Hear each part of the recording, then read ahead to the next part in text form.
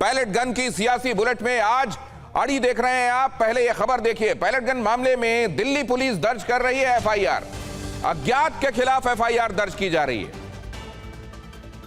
FIR की copy मिलने तक थाने में ही रुकेंगे राहुल गांधी। 5.5 घंटे धरने के बाद एफआईआर के लिए तैयार हुई पुलिस।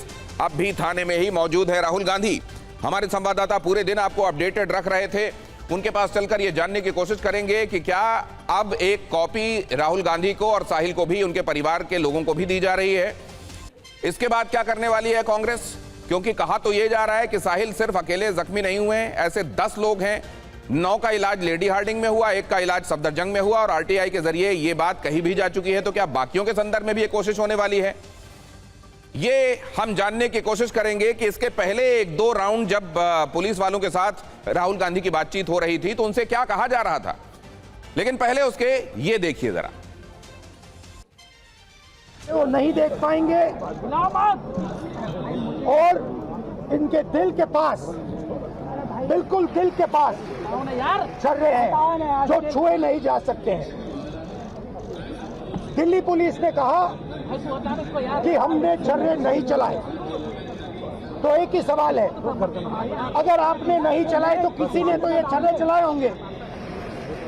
शायद किसी और ने इन पर छर्रे चला दिए, और अगर किसी और ने नहीं चलाए तो पता नहीं, शायद इन्होंने ही छर्रे चला दिए होंगे। मगर क्राइम तो हुआ है क्योंकि इनके शरीर में छर्रे हैं। प्लीज एफआईआर दर्ज कीजिए।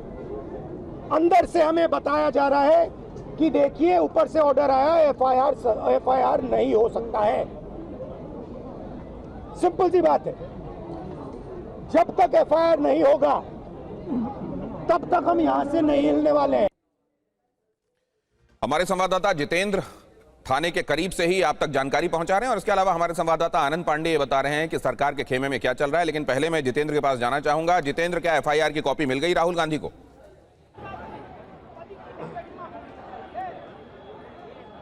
जी बिल्कुल, देखिए अभी तैयारी चल रही है, यानी कि एफआईआर दर्ज होने की बात कही गई है दिल्ली पुलिस की तरफ से कि एफआईआर दर्ज की जा रही है और जल्दी, जाहिर सी बात है, एफआईआर का नंबर, एफआईआर की कॉपी हाथ में भी होगी। लेकिन ये एफआईआर की कॉपी राहुल गांधी को नहीं बल्कि जो पीड़ित है उसको, साहिल को। और खास बात यह कि जो सुबह कंटेंट उस शिकायत के अंदर लिखा हुआ था उसी आधार पर यह एफआईआर दर्ज हो रही है।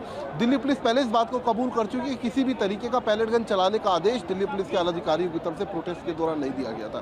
तो ऐसे में अज्ञात के खिलाफ ये मुकदमा दर्ज किया जाएगा, तफ्तीश की जाएगी कि क्या जो दावे किए जा रहे हैं उनमें सच्चाई है, और अगर पैलेट गन चली तो किसने चलाई। तो जाहिर सी बात है, जो जिस मांग को लेकर राहुल गांधी सुबह से इसी संसद मार्ग थाने के अंदर अड़े हुए थे कि पहले एफआईआर उसके बाद जांच, अब वही होने जा रहा है कि दिल्ली पुलिस पहले एफआईआर दर्ज कर रही है अज्ञात के खिलाफ और उसके बाद तफ्तीश करेगी। जी, पहले एफआईआर दर्ज हो रही है, उसके बाद तफ्तीश होगी। जाहिर है यही तरीका होना चाहिए। लेकिन दूसरी तरफ से यह भी कहा गया था कि जब इसकी जांच के लिए ऑलरेडी एक कमेटी बना दी गई है तो फिर बीच में इस एफआईआर को दर्ज कराकर राहुल गांधी क्या साबित करना चाहते हैं। पहले तो यह बात कही गई, लेकिन यहां पर आपने यह भी देखा कि एफआईआर अब दर्ज कर ली गई है। तो दिन के वक्त आज प्रेस कॉन्फ्रेंस में भारतीय जनता पार्टी की तरफ से जो बातें कही गई थी वो, और उसके बाद इस एफआईआर का दर्ज होना, पूरे सिनेरियो को कैसे देखा जाए, आनंद पांडे के पास चलते हैं। आनंद, कैसे देखा आपने सीक्वेंस में इन तमाम बातों को, वो प्रेस कॉन्फ्रेंस भी और उसके बाद यहां ये एफआईआर का दर्ज होना?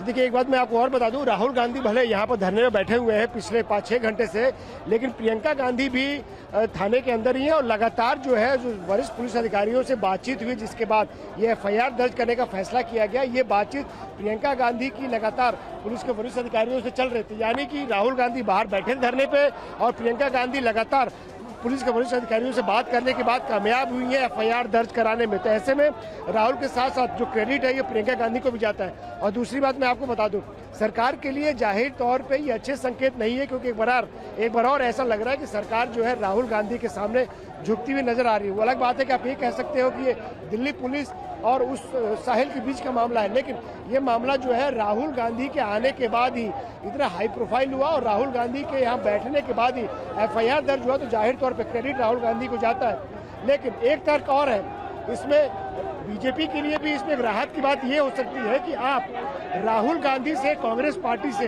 पॉलिटिकली तो निपट सकते हो, क्योंकि उनको आप अपनी पिच पे ला सकते हो।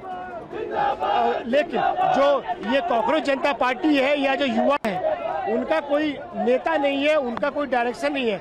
उनसे निपटने की बजाय बीजेपी के लिए, सरकार के लिए राहुल गांधी और कांग्रेस पार्टी से निपटना ज़्यादा आसान है। तो ऐसे में अगर राहुल गांधी बीजेपी और कांग्रेस के पीछ पर आते हैं तो ये जाहिर तौर पर बीजेपी भी चाहेगी कि राहुल गांधी उनके पीछ पर आए, बनिस्बत की कांग्रेस जनता पार्टी और जो उनके जो टीम के लीडर्स हैं उनसे लड़ने में। क्योंकि जहां आप कांग्रेस जनता पार्टी से और दीपक के खिलाफ कुछ कहोगे तो मैसेज आएगा कि बीजेपी और सरकार युवाओं के खिलाफ है। लेकिन आज भले क्रेडिट राहुल गांधी को मिल रहा है, लेकिन बीजेपी को लोगों का ये भी कहना है कि भविष्य में जो स्पेस कांग्रेस जनता पार्टी ने लिया था वो राहुल गांधी ले लेंगे, और राहुल गांधी को तो और कांग्रेस पार्टी को तो हम कभी भी अपने पीछ पर लाकर उनको हम देख लेंगे, अपना नैरेटिव तैयार कर लेंगे।